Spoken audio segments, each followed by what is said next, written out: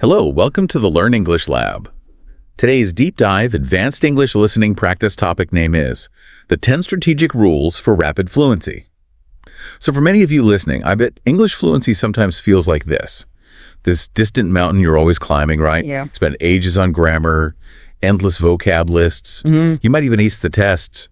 But then, you get into a real conversation and that feeling of just speaking easily, it's still kind of elusive. Oh, absolutely. It's that classic intermediate plateau. Progress just feels like it grinds to a halt. Yeah. And that feeling, that struggle, it's exactly why we wanted to dig into this today. The way most people are taught, to sort of stack up the knowledge and memorize its approach. It's just not very efficient for actually speaking. Right. It feels like it traps you.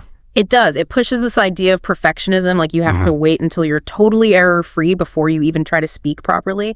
And that hesitation, that waiting, honestly, it's probably the biggest thing holding people back, sometimes for years. So the whole idea behind these 10 rules we're exploring is to flip that strategy, isn't it? Exactly.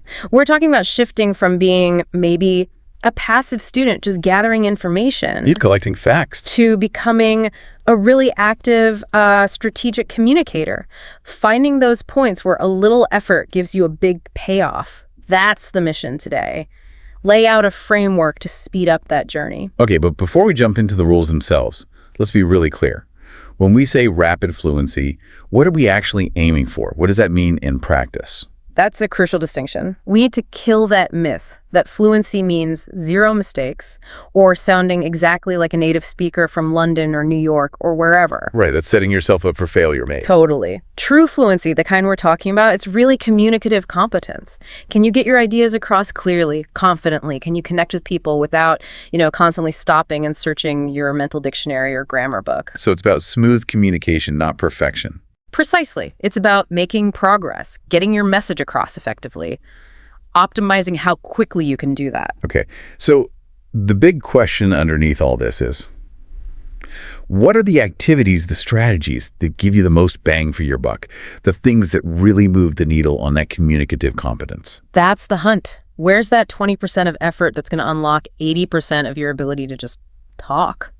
So let's dive into this blueprint, starting with the stuff that's foundational, but maybe often invisible, rules 1, 2, and 3. All right, rule number 1.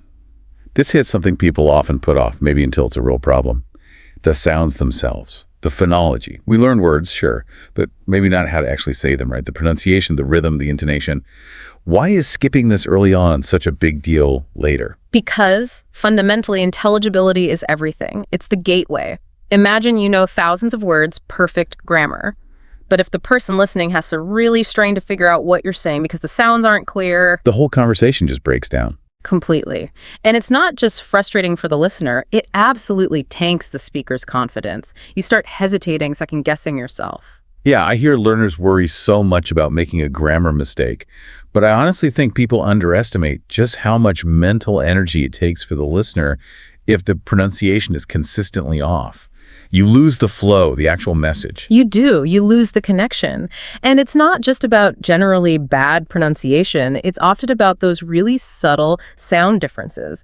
English has tons of minimal pairs words that are separated by just one tiny sound. Like ship and sheep, or live and leave. Exactly. Those kinds of things. Or think about vowels like in full versus fool, or even consonants like very versus berry for some speakers. Get those slightly wrong and the meaning just changes completely or disappears. Okay, and what's really interesting here is the link you mentioned between making the sounds and understanding them. You're saying that practicing speaking actually helps your listening. It's a critical loop. When you physically practice making a specific English sound, getting your mouth in the right position, your brain's auditory system gets better at recognizing that exact sound when you hear it flying by in fast speech. Ah, I see. It helps massively with understanding connected speech, when words blend together or those little reductions native speakers use. If you haven't practiced making the sound of, say, I've been, you might struggle to hear the difference when someone says it quickly compared to I have been. So this is really foundational. How do we get that precision then? Just trying to copy someone doesn't always cut it if you don't really know what sound you're aiming for. Well, a really good starting point for precision is getting familiar with the International Phonetic Alphabet, the IPA. Think of it as a specific map for every sound. English spelling is notoriously tricky, right? Oh, yeah. Oh, and love, go, do. Totally different. Exactly. The IPA gives you a unique symbol, a clear instruction for your mouth for each of those sounds, like O Eustachian. This is super helpful, especially if your native language just doesn't have some of these English sounds. Okay, so the IPA gives you the target. What's the best way to practice hitting that target day to day? Intense mimicking and shadowing is probably the most effective technique. Find short audio clips, maybe 30 seconds, maybe up to a minute. Listen, and then immediately try to repeat it, almost speaking along with the original speaker. So you're not just understanding, you're copying the melody, the rhythm. Yes. The exact speed, the intonation patterns, the stress. It's about training the muscles in your mouth and throat. And definitely record yourself doing it. Then compare your version to the original. Listen specifically for the rhythm and the ups and downs of the voice. That comparison loop forces you to notice the gaps. That's deliberate practice right there. It is. And speaking of rhythm, we have to talk about stress. English relies heavily on stressing certain syllables in words and certain words and sentences. Get the stress wrong, and it can change the meaning, like the noun e-chord versus the verb e-chord. Right. And in sentences, we stress the important words nouns, verbs, adjectives, and we kind of swallow or reduce the little function words, articles, prepositions, things like gonna, wanna, hafta. If you don't practice those reductions, you'll sound quite unnatural and you'll really struggle to understand native speakers when they talk fast. Okay, moving on to rule 2. This tackles that feeling of being totally overwhelmed by vocabulary. There are just so many words in English.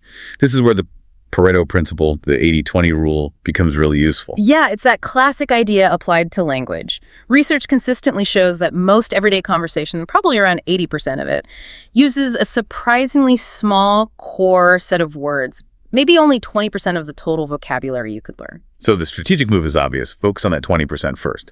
Absolutely. It gives you the biggest communication power for the least amount of initial study time. You can start actually participating in normal, everyday chats much, much faster than if you were just randomly learning words from, say, novels or technical articles. It gets you into the game quickly. Right. And you don't need to guess what these core words are. Use the resources. Look for curated lists based on real language data corpus linguistics. Things like the Oxford 3000 or Oxford 5000 list are fantastic starting points because they're built on how English is actually used. Now, a really key point you make here is not just learning single words, but learning them in chunks. Yes, this is a huge efficiency booster for your brain. Learn phrases, chunks, and collocations, words that naturally go together as if they're single vocabulary items. So instead of learning make and decisions separately, You learn make a decision as one unit, or heavy rain, not just heavy and rain, or deeply regret as a fixed phrase. When your brain learns these chunks, it can just pull them out ready-made. You don't have to build the sentence piece by piece every single time. that makes sense. It would cut down processing time dramatically, make you sound smoother, fewer ums and ahs. Definitely. And a great way to actively learn these is through sentence mining. When you read or hear a useful phrase or word used well, grab the whole sentence it came in. Don't just write down the word and its definition. Why the whole sentence? Because it shows you the grammar, the prepositions, the context, how the word actually works in practice. It's far more powerful than just a dictionary definition. Okay, so you're mining these useful sentences in chunks. Yeah. How do you make sure they stick? How do you get them from just understanding them to actually using them when you speak? That's where spaced repetition systems, SRS, come in. Tools like Anki or Memrise, there are quite a few. They use algorithms based on how memory works. They show you a word or a phrase right around the time you're about to forget it. So it optimizes your review time. Exactly. It's incredibly efficient for moving vocabulary from that passive state where you recognize it when you see it into your active vocabulary, the words you can actually pull out and use spontaneously. It locks them into long-term memory much faster. All right, rule 3, grammar. Often feels like the big bad wolf of fluency, right?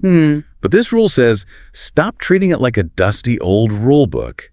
Focus on functional grammar, getting the key structures so ingrained they become automatic. This is where you really start to feel the speed pick up. Think about it. If you have to consciously stop and think, okay, how do I form the present perfect continuous again while you're mid-conversation? Your brain is doing way too much work. Exactly. It splits your focus. But when those core grammar patterns become automatic, like driving a car, your cognitive load just plummets. Your brain is free to focus on what you want to say, the vocabulary, the message, getting the sounds right. It leads to much smoother, faster speech. And while making it automatic helps speed, we can't forget that getting the grammar right, especially the core stuff, is still crucial for clarity, right? For sounding competent.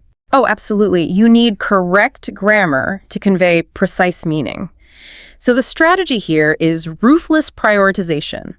Don't get bogged down in obscure rules like, I don't know, the past subjunctive when you're starting out. Focus on the workhorses. Yes, the high utility structures.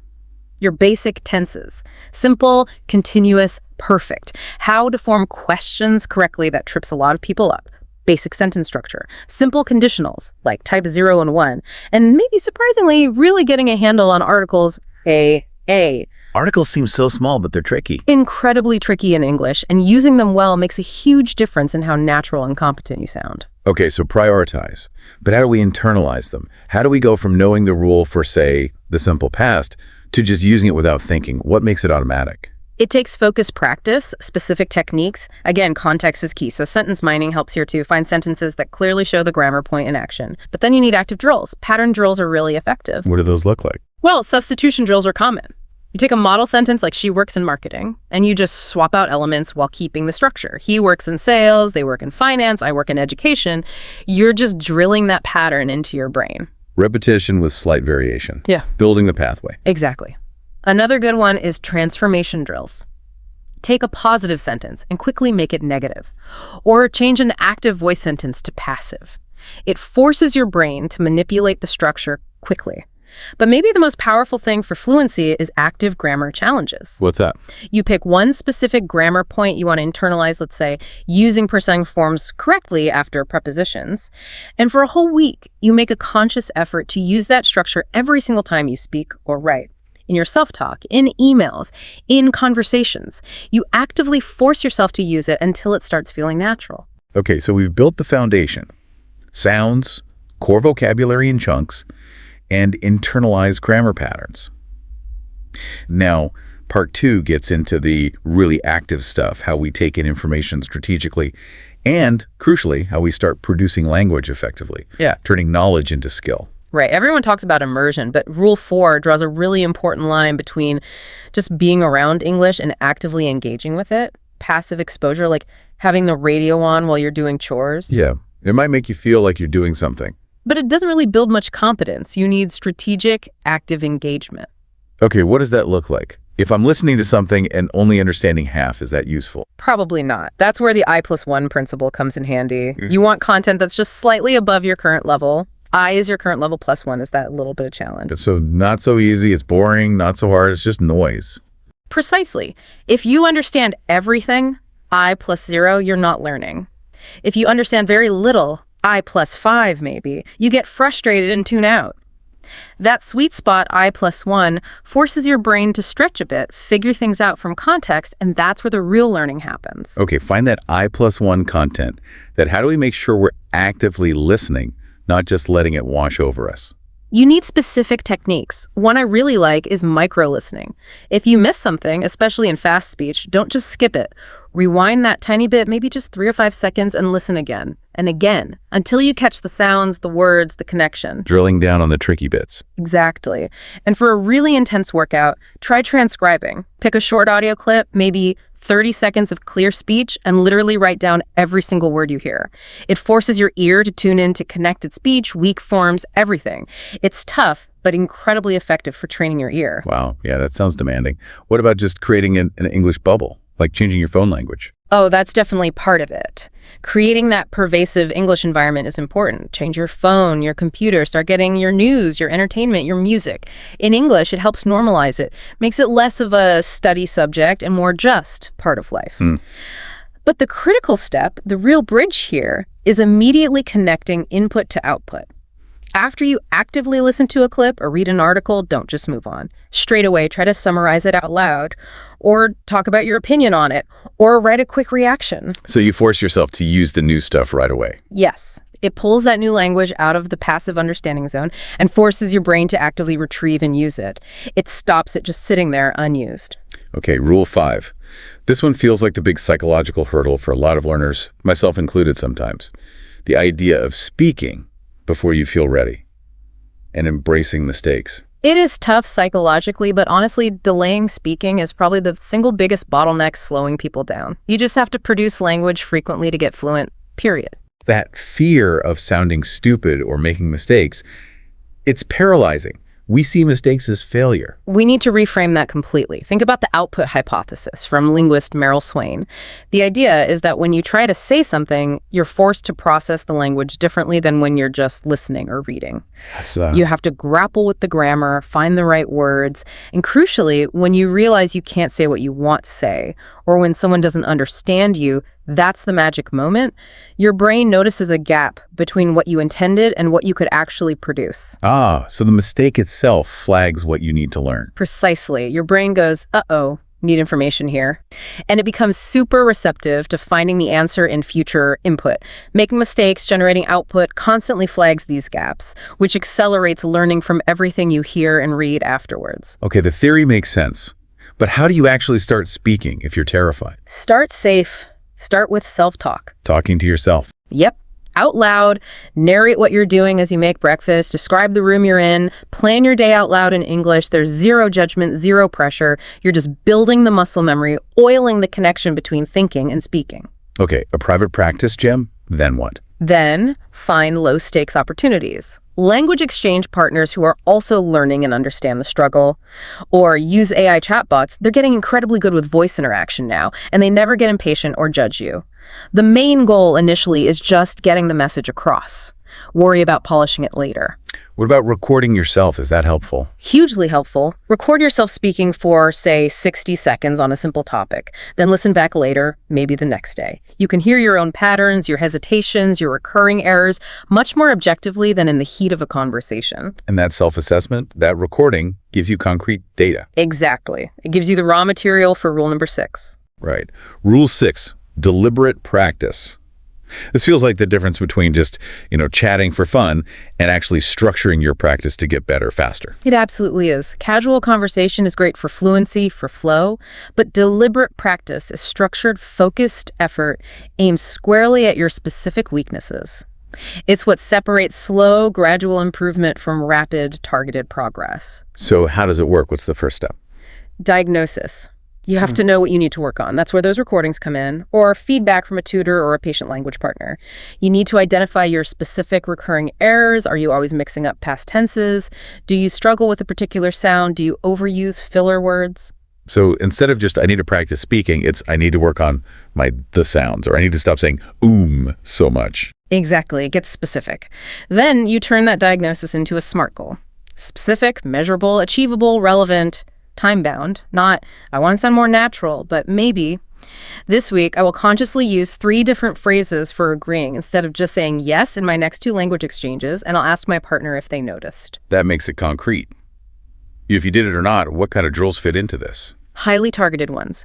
If it's pronunciation, use minimal pair drills focusing only on the sounds you confuse. If it's grammar, substitution, or transformation drills, focusing only on that structure. If it's about hesitation, maybe timed speaking tasks, give yourself 60 seconds to talk about a random object, pushing for continuous speech, not perfection. The key is focusing the effort. Yes, pushing slightly beyond your comfort zone on that one specific thing. And the final crucial piece of the deliberate practice cycle is the immediate feedback loop. You need to know if what you're doing is working, or if you're just practicing the mistake. Precisely. You need feedback. Whether it's self-correction from listening to your recording, specific comments from a tutor or partner, or even feedback from an AI tool on your grammar or pronunciation. That feedback tells you what to adjust for the next practice session. It's that cycle diagnose, set goal, drill, get feedback, adjust that drives rapid improvement. Okay, we've covered the building blocks and the active practice strategies. Part 3 looks at things that grease the wheels mentally and socially. Removing friction. And Rule 7 tackles a big internal one. Thinking directly in English. This is huge. For many intermediate learners, translating in their head is the main thing slowing them down. Think about the steps involved. You have an idea, you translate it into your native language, you formulate the sentence there, then you translate it back into English. It's like running everything through an extra slow processor. Exactly. It adds significant lag. It often leads to really unnatural phrasing because you're forcing English words into your native language's sentence structure, and it just burns so much mental energy. So the goal is to cut out that middleman. to connect the thought or the object directly to the English word without going via your native language. That's the ultimate cognitive shortcut for fluency. It massively speeds up your speaking because your brain isn't doing double duty. It can focus on the message itself. And the main way to cultivate this is through your internal monologue and commentary. So literally trying to live your inner life in English. Pretty much. Narrate your actions as you do them. Silently debate things with yourself in English. Plan your day, think about your feelings, analyze the news you just read, all directly in English as much as possible, even if it feels slow or clunky at first. It forces that direct processing. It does. Another great technique is actively describing surroundings. Pick an object in the room, look out the window, look at a photo, and just start describing it in detail in English. Colors, textures, functions, positions. Connect the words directly to what you see. What happens when you hit a word you don't know in English? The instinct is to jump back to your native language. That's a critical moment. Try to resist. Try to describe the concept using other English words you do know. And related to this, try to switch your mental dictionary. When you learn a new word, look it up in an English-to-English dictionary if possible. So you define the new English word using other English words. Yes. It reinforces thinking within English rather than constantly building bridges back to your native language. It keeps the translation habit from kicking in every time you encounter that word. It takes effort, but the payoff in terms of spontaneous thought and speech is enormous. Okay, Rule 8, technology. There's so many apps, websites, AI tools now. They seem like amazing shortcuts. But this rule adds a note of caution. They are amazing accelerators, no doubt, but they have to be used strategically as aids to your active learning and interaction, not as replacements for them. Just passively consuming media or relying on instant translation for everything doesn't build deep competence. So it's about choosing the right tool for the job, based on the weaknesses we identified back in Rule 6. Exactly. If pronunciation is your issue, find apps that give you specific feedback on sounds, maybe even showing you tongue placement.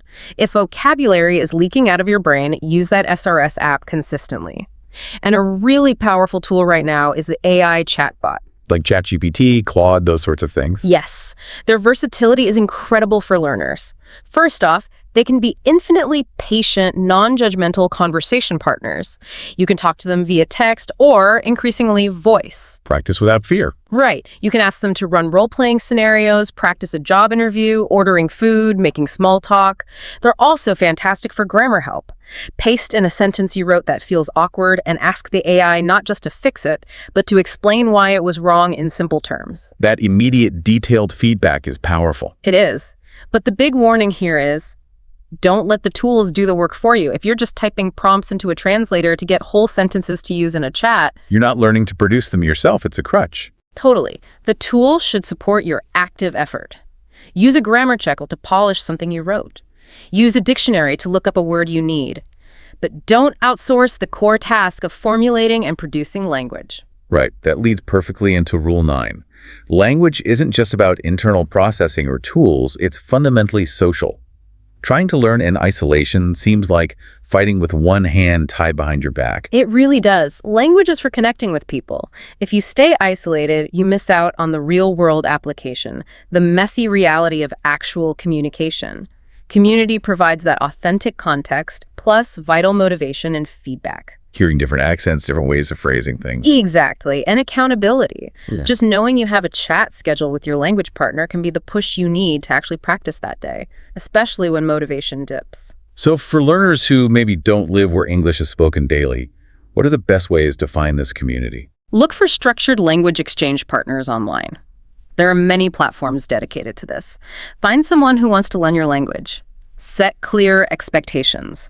Maybe 30 minutes in English, 30 minutes in their language, and really emphasize creating a safe space where mistakes are okay, expected even. What about groups? Local clubs can be great. Something like Toastmasters is fantastic for public speaking practice, even if not language-focused per se. Online, look for active communities, Discord servers for language learning, forums, places where people are actually talking and interacting. And what about tutors? Is that different from a language partner? It can be, yes. A good online tutor can be incredibly valuable because they can provide that really targeted, specific feedback tied to your deliberate practice goals. Rule 6. A casual partner is great for flow and conversation, but a skilled tutor can diagnose why you made a mistake and give you specific exercises to fix it. It's more structured feedback. Often, yes. And finally, within any community, you need to be proactive. Don't just wait for people to talk to you. Start conversations, ask questions, and importantly, learn how to ask for useful feedback. Not just, how's my English? Right. Too broad. Try asking something specific. Did I use the past tense correctly when I was talking about my weekend? Or could you give me one phrase I used that sounded a bit unnatural? That targeted approach helps people give you feedback you can actually use. Okay, we've covered the what's and the how, the linguistic skills, the practice methods, the tools, the community. But underpinning all of this is the why and the willpower. Rule 10 brings it all together with the mindset. This is the psychological engine driving everything else. Mindset and consistent effort are fundamental. We have to actively fight against the fixed mindset. That belief that you're either good at languages or bad at languages, and that's just how it is. Exactly. That mindset makes people give up the moment things get tough. Or when they hit a plateau, they think, see, I knew I wasn't cut out for this. So the alternative is the growth mindset. Yes. Believing that ability, including language ability, is something you develop through effort, strategy, and learning from mistakes. With a growth mindset, a mistake isn't proof of failure, it's data. It tells you what to work on next.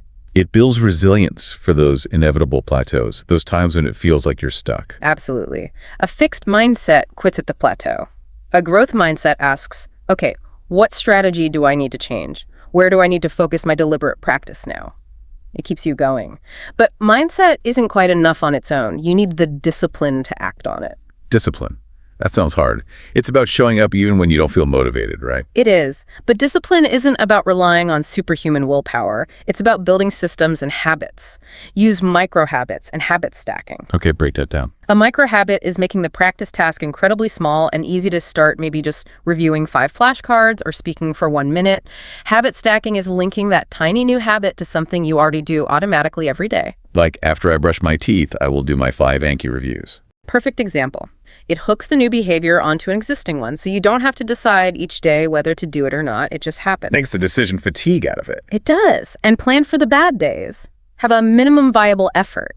If your goal is 30 minutes of practice, but you're exhausted or overwhelmed, commit to doing just 2 minutes.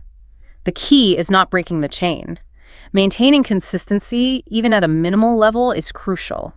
And track it. Use a journal, a habit tracker app. Seeing the streak build up is motivating in itself. Set those SMART goals we talked about and track your progress towards them. Celebrate the consistency, not just the big breakthroughs. Exactly. And finally, always reconnect with your intrinsic motivation. Why are you, the listener, putting in all this effort? Is it for travel, for work, to connect with family or friends? Your personal why. Yes. When things get tough, when you feel frustrated, reminding yourself of that deeper reason, that personal goal, provides the emotional fuel needed to keep that discipline going, to keep applying these strategies until fluency becomes your reality. #outro. So there we have it. A deep dive into these 10 strategic rules. It's clear this isn't about some magic trick, is it? It's more like a system, an interconnected set of maybe smart bullets aimed with precision. That's a good way to put it. From really nailing the sounds and grabbing those high-frequency chunks all the way through to speaking early, practicing deliberately, thinking in English, and keeping that growth mindset fired up, it's about replacing vague studying with focused, consistent, measurable action. Yeah, it feels much more targeted. And maybe the final thought, something for you to really chew on, is this. True fluency, that feeling of freedom in English, it isn't really defined by never making a mistake. The truly fluent version of you is defined by having the freedom to jump into conversations, the confidence to connect with people, and the ability to show up as yourself in another language without constantly battling your own brain. Focus on that strategic process, be consistent, and that fluency, that freedom, it really will come. Fantastic. We really hope this deep dive into the 10 strategic rules for rapid fluency helps you on your journey. If you found this useful, remember to like, share, and subscribe to this YouTube channel.